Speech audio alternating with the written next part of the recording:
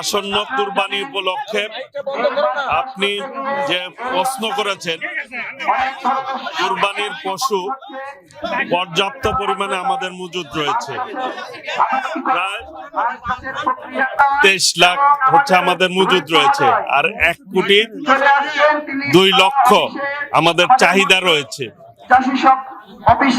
আমাদের বাইরের কোনো কুরবানির পশুর দরকার নেই। ইতিমধ্যেই আমরা 3 দিন আগে আমাদের মন্ত্রণালয় থেকে আমরা প্রেস ব্রিফিং করেছি, সেইখানে আপনাদের বিস্তারিত আমরা অবহিত করেছি। বর্ডার এরিয়াতে বিডিআরদেরকে আমরা সতর্ক করে দিয়েছি, যাতে করে পার্শ্ববর্তী দেশ থেকে কোনো ধরনের গবাদি পশু না আসতে পারে এই কুরবানির সময়। কারণ আমাদের চাষিরা অনেক কষ্ট করে, খামারিরা এই পশুগুলি সংরক্ষণ করেন, লালন পালন করেন।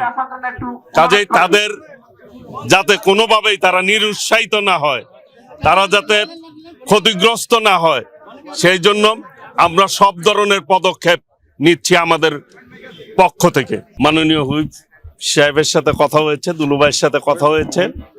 আমরা ইনশাল্লাহ এই নাটোরে, উনি বলেছে আমাকে, এই নাটোরে যেহেতু চলনবিল এলাকা, এক সময় এই নাটোরের চলনবিল থেকেই বাংলাদেশের অধিকাংশ জেলার মৎস্যের চাহিদা মেটাপ হতো।